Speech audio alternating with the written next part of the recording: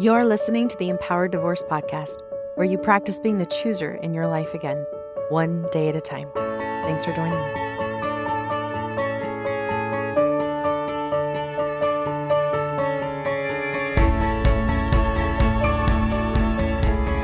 Hello, my amazing, beautiful listeners. How are you? Thank you for joining me today.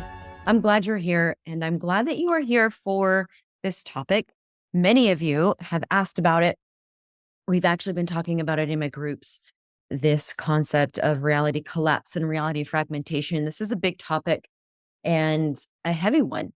I want to, I guess, first of all, if you haven't seen explicit, I did mark this episode explicit because I'm not quite sure what's going to come out of my mouth, honestly, when I'm talking about a topic that is heavy, that holds a lot of trauma, a lot of weight, a lot of pain.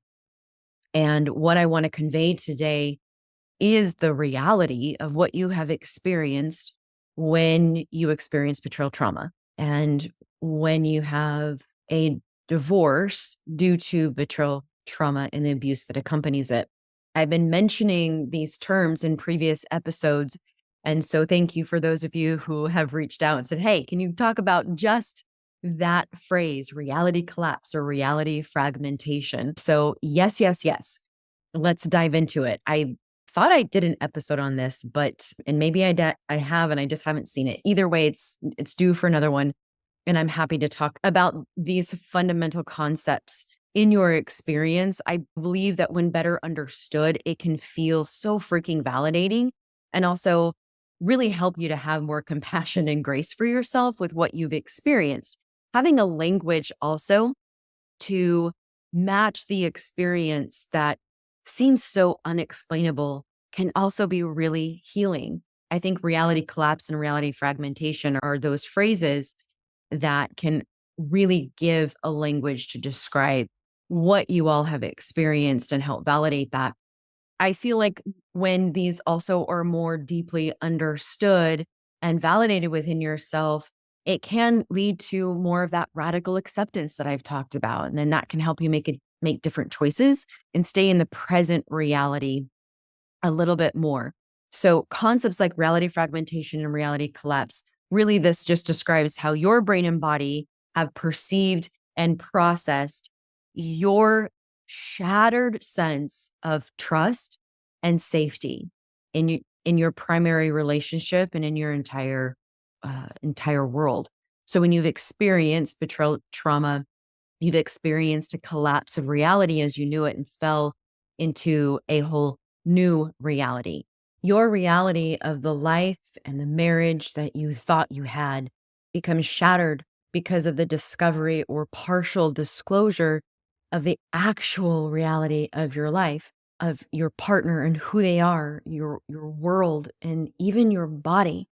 The reality of your body and how your body has responded to someone, that is even a completely different reality than this new one where you're realizing that your body really wasn't safe in the hands of this person as you thought it was. And when divorce is the result of betrayal, trauma, and abuse, and there isn't that full truth telling and even accountability from the betrayer, the human brain is then fragmented and often is bouncing back and forth between these two different realities, these two different worlds. Today, I want to give voice to this internal violent experience. I've mentioned this before. I've had my colleague, my friend Hope Ray on here to explain that concept, that terminology of betrayal violence because of what it does literally to your entire world, but inside what it does to your autonomic nervous system is violently shifting and collapsing your reality. It's a heavy topic today, but I'm hoping to do it justice. And more than anything, like I mentioned, give you a language to help describe your experience, even if it might be a little bit different than what I describe. I think you'll be able to really relate to this. When I think about reality collapse and how to explain this in a much less emotional context, one thing that came to my mind is is an experience that I had often growing up. It was not uncommon for me to go to bed knowing that the living room had a white couch in it and the TV was on the wall by the fireplace. The kitchen table was on the other side of the kitchen, and the painting of the pretty flower was on the wall by the phone, and the walls were white. But it wasn't uncommon that I would then wake up the next morning and the couch was now in the sitting room and the TV was on the opposite side of the room. And the pictures that were on the wall by the phone were actually not there anymore and upstairs, and the walls that were usually white now look like a light pink. My my mom was always rearranging furniture in the house and changing things up, and gosh, sometimes I would come home from school and walk up the stairs and take a right down the hall and where my bedroom normally was, and walk in and realize that nope, my bedroom's not there anymore. So I would have to take a left down the hall and find that my room has been switched and changed. And so what was one reality that night when I laid my head down to go to sleep, waking up, I had a different sense of reality in terms of how the house was decorated and organized. Again, a very non emotional example of explaining a sudden shift in reality where things as you knew it were suddenly different and you didn't expect it. You weren't warned. It just is now a completely different reality in your space. Now, magnifying this concept to a whole life lived day in and day out, connecting with a person, being vulnerable, making commitments and vows, sharing, dreaming, loving someone, and believing that all of that was reciprocated, right? Waking up every day with the belief that the person that you were waking up next to was also seeing the same color walls and looking at the same couch in the living room, trusting that the room that you shared was upstairs and down the hall to the right. And maybe if you did ask at one point, hey, are the walls a different color? It looks slightly pink, only to get back in response, nope, it's white like always. Something must be wrong with your eyes. You might want to get those checked. So you trust that something must be wrong with your eyes. Maybe maybe you're really getting old. A year later, you wake up and you notice that the painting on the walls are moved. And you say, hey, did you move those paintings? This time their response is, you've got to be kidding me. That's what you're focusing on right now? How selfish are you? There are other things to be concerned about right now. Why are you bringing this up? I thought I knew you. So you shift your focus. You shift your focus away from what you noticed to focus on what they're wanting you to notice and focus on instead. Because you trust them, you believe them, you're wanting to be relational. And after all, it's just painting. So maybe you are making too big of a deal about it. Year after year after year, you notice things are different, changed, moved around. But you're told over and over that it's not true or that you're exaggerating, too picky, not doing enough to help in other areas of the house. Why aren't you focusing on the garage? That's important to your partners. Why are you focusing on the fact that the bedroom is now on the other side of the hall? Then one day you wake up and the entire house is burned to the fucking ground. Everything that you knew is gone. The couch, the TV, the paint color, the room location. That's not even a blip of a concern because everything that you knew to be real isn't. The whole house has collapsed. And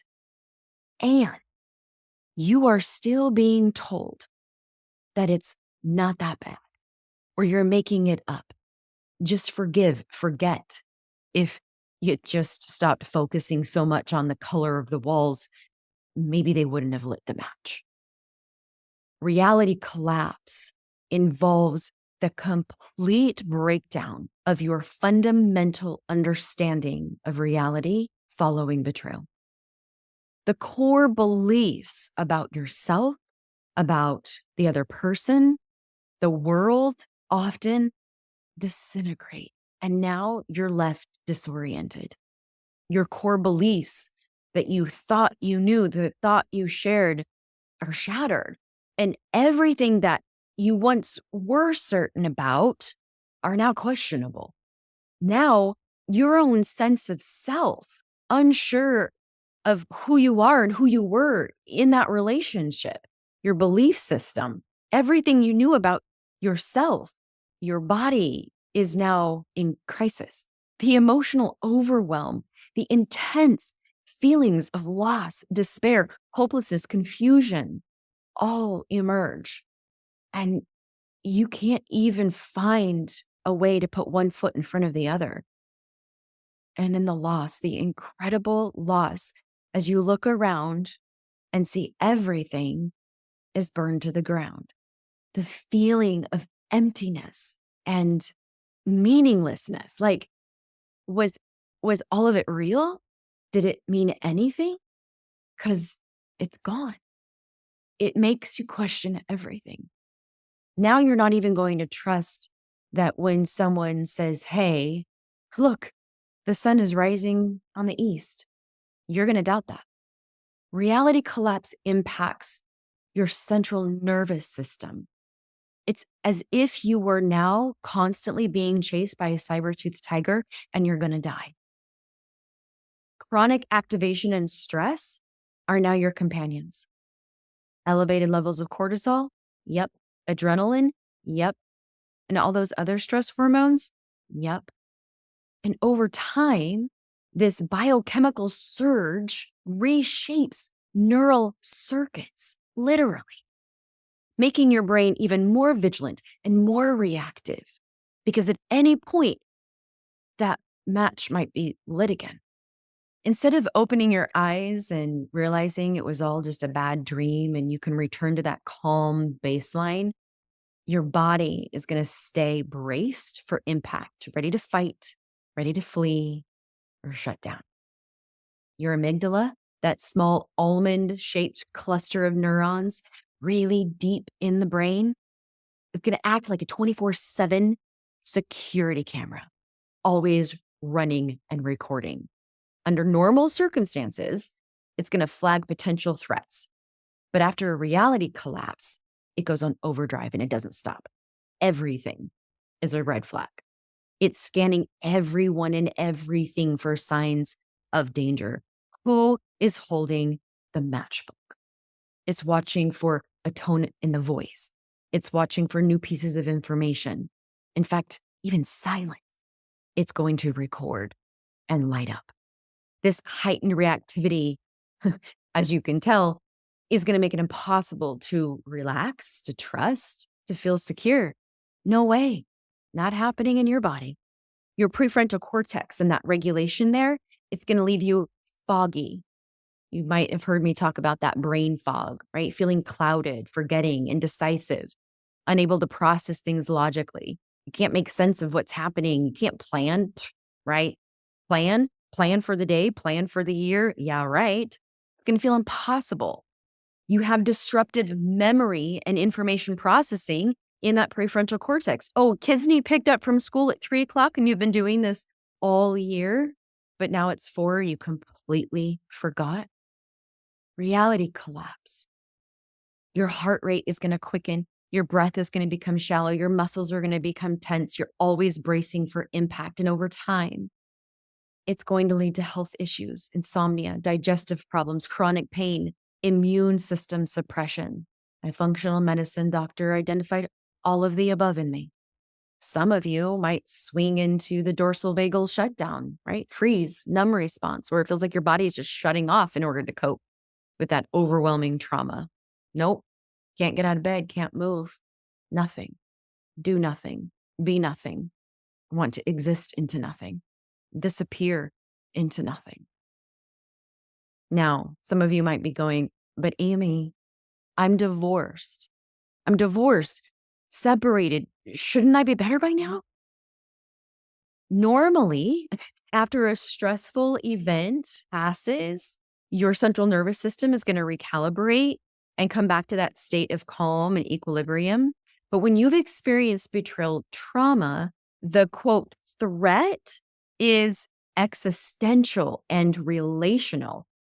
It simply can't just be turned off or fought off or prayed off. It just isn't going to turn off. Your body's reacting like the rug's going to get pulled out from under you again at any time. And so it's going to feel really hard to get your balance, to keep your footing for a while. It isn't a sign of weakness. This is a natural physiological survival response to an emotional and relational threat. And then here's the kicker. As if all of that wasn't enough. Those of you who do not have full disclosure, full truth, full honesty are going to find it extremely difficult to have closure.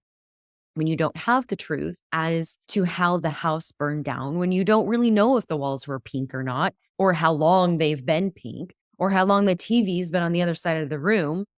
Really? Were there multiple TVs? You won't know because the one who lit the freaking match has either moved into another house already or busy telling a judge that it's not fair that he should have to pay for half the house and only have the kids half the time. Yeah, that's not fair. But without knowing those things from the past that led up to this collapse, you're now going to experience reality fragmentation. Your experiences in the present reality are going to be broken up and mixed together with pieces of the past reality. So you're living in a new house, in a new space. And even if that house is only, let's say, half built at this point, you're going to walk upstairs and turn left to your bedroom and freeze because you're wondering now if the bedroom on the right was real. Was there a bedroom? Did it have a painting of flowers on that wall? Was it pretty? You thought it was, but maybe it wasn't. Or you walk out into your yard and you're barefoot and you used to like the grass under your feet. You look down and start to question the sensation of the grass between your toes. Maybe you hate it. Is the grass even green? The neighbor looks over the fence and says, "Hey, here's some homemade cookies." But as you go to reach for them, you question the motive and wondered if they're poisonous. Reality fragmentation is going to occur over the holidays, anniversaries, any change in your lifestyle, any change in the ex-partner's life will often invoke conflicting emotions where you can simultaneously be feeling loving and anger towards the memory or the ex. And it creates this internal conflict, fragmenting your emotional reality. It's disrupting your sense of trust. It's going to fracture the previously held beliefs in that old house where you thought it was safe. Now it's causing this split in your perception of safety versus danger. What is safe? Maybe where I'm at now isn't really safe. Maybe who I'm with isn't really safe. Dissociation. Now we're going to cope. Dissociation is an amazing protector. It's a coping mechanism. When you have gaps in your memory or sense some sort of unreality and it's too much emotionally to take in at the moment, and we're going to dissociate, mentally disconnect from that traumatic event, causing you to lose memory. Can't remember anymore if the couch was white or not. I don't know. Maybe it wasn't. You may have known that there were things in the marriage that were hard, but you thought you were both trying to work them out. Maybe you believed you had a great marriage, that you were connecting, you had lots of sex even. And so when you find out that they've been cheating, it doesn't make sense to you. Your brain literally were hurt trying to figure out what happened. How did I not know? What did I miss? How did I miss this? So when you hire someone to help you build a new house and they come in with their clipboard and glasses and say, well, maybe if you just had more sex and been more forgiving and Christ-like, more patient, more understanding, why not just freaking stab me? I have no idea if any of that metaphorically made sense, but, but that's what just came out. I know everyone has had a different house, different furniture, different color walls, but the concept of the collapse and the now fragmentation hopefully resonated. Okay, so now what? Now what, Amie? Right? Holy heavy. I know. First, I hope that you can wrap your arms around yourself and give yourself a hug. Tell yourself how hard this must have been and how it makes sense why you aren't trusting right now, why it doesn't feel safe in your body, and why you still find yourself wanting to send a text to him about the damn wall color. It makes sense. So be kind to yourself. Start here. Then acknowledge and learn to recognize the fragmentation moments when they come. Like when he'd come over and walk in my garage and grab the weed eater and start edging my lawn. And I walk outside wondering what the hell that noise is. And I see the guy who burned down my old house and is still holding the matches doing something, quote, nice. My brain and body splits in half again.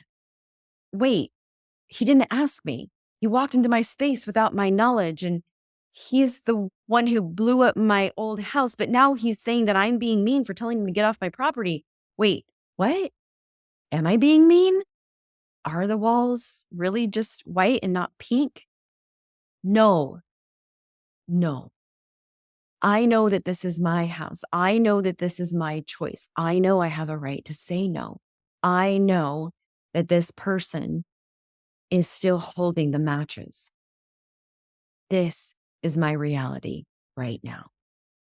This is me building trust in myself, which is what you need to do. It's essential to start building your own sense of trust in your present reality in order to start broadening that trust towards other people and other relationships. The process of healing from reality fragmentation, it's going to involve reconstructing a more accurate map of your reality.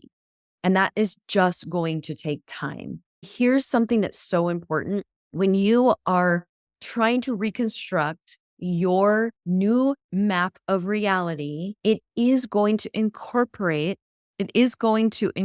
both the good memories and the painful truths. Because yes, at one time, having someone help me with yard work was nice. And I miss that. And I need help. And I appreciate help. And today, the truth is also that he is holding matches and still won't acknowledge it. Healing reality fragmentation is about acknowledging the complexity of relationships and human behavior, recognizing the signs that you might have missed without blaming yourself for not seeing them. Maybe you didn't see that the TV was in a different spot. Perhaps your experiences was such that you never even questioned the color of the walls and the moving of the furniture. And when you woke up to the house burned down, it is not your fault.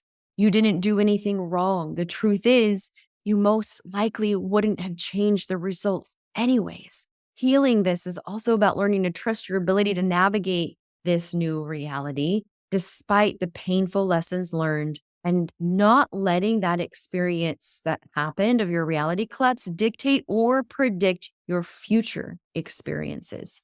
And that's hard at first, but we need to be willing to look at why you missed your partner holding the matchbook without shame or self-blame.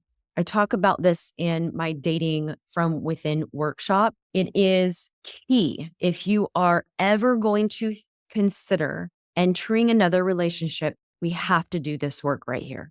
We have to be willing to look at why we missed it without blame or shame. We have to be able to look at what other conditioning or beliefs you were taught that caused you to maybe self-doubt your eye function when you did see a different wall color, or where minimizing and rationalizing the pain of bumping into moved furniture that you didn't know moved and then accepted the blame of it. Doing this work is hard, but necessary.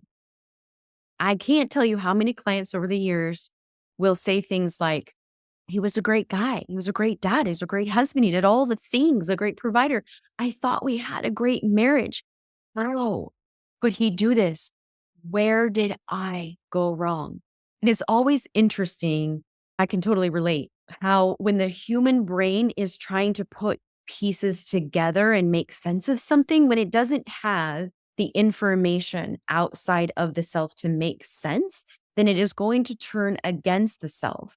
It's they did this really horrible thing, violated the relationship and vows and values, lied and hid. And what did I do wrong? Where did I go wrong? This is the cause of trying to find closure, your human brain trying to find closure without full disclosure. See how that shift against the self happens? It's your brain trying to find closure. It might be more subtle than that, even. Like, why wasn't I enough, skinny enough? Did I not have sex enough? Was I not in tune enough? When we can't make sense of the external, the brain is going to go internal and find something wrong with you. So, as you grapple with this new and often harsh reality, it is natural for your brain to scramble for explanations. When your external world stops making sense, your brain, in a very desperate attempt to restore some sense of order, often turns inward. Wasn't I enough? And what did I do wrong? There's that defense mechanism. So it's okay, in fact, necessary for time to hold both realities carefully in your hands and grieve the one and question the other. Start finding consistency in your reality today. Don't shove or block the feelings that come with the fragmentation moments. Build new routines, hold boundaries, and give yourself grace the times that you don't. This healing reality fragmentation, it's going to take time. I promise it gets better. What happened was not your fault. The consequence of it is yours to bear, but you don't have to do it alone. There are those that get it. I get it. And I hope that this validates your lived experiences and also shows you that you're not crazy, but your trauma is real. And why when a person who holds the matches won't acknowledge it, won't give you truth about the color of the damn walls, and is still walking around holding the matches, this is why you have had a life-saving divorce. Choose to believe yourself. Choose to believe your story that your body knows. Choose to love yourself through the hard and through the pain and the grief of that reality fragmentation, as every part of you tries to stay more and more present in the today, seeing things as they really are and making sense of what you thought was. Choose to be the creator of your tomorrow, because you absolutely can. Take care, everybody. Sometimes healing from this deep level of trauma takes something really intense to get you unstuck, which is why I'm hosting a 3-day brain spotting intensive, April 10th through 12th of 2025. I'm letting you all know now because I am limiting this to 6 attendees. It is going to go fast. If you are interested right now, head over to the show notes, click on the link to intensive. It's going to take you to chooserecoveryservices.com. There, you will scroll down to brain spotting intensive. And if you are interested, the moment that registration link is available, you will get an email. I'm letting you all know now before that registration link is available, because I know that something like this is going to take a little planning. In traditional therapy, your progress is going to unfold over weeks or months. An intensive creates a concentrated environment where you can experience accelerated healing. So for those of you who often come to me and say, all right, Amie, I want the checklist. I want to be over this. How can I get through this as quickly as possible? Doing an intensive can help accelerate your healing drastically. So over 3 days, You're going to have an opportunity to go deeper, allowing your body and mind to shift in ways that really can be transformative and lasting. With a small group of just 6 participants, you're going to experience individualized support tailored to your needs. This is all about getting back into our body and healing the trauma and the shock that still resides in our bodies. The intensive is going to be held in Salem, Utah. It is going to be incredible. 3 days with me. I cannot wait. Again, head over to the show notes if you are interested. Click that link. You'll be able to email my office, let them know you're interested. When that registration link becomes live, you will get an email. Again, that's April 10th through 12th, 2025. I hope to see you there. Take care.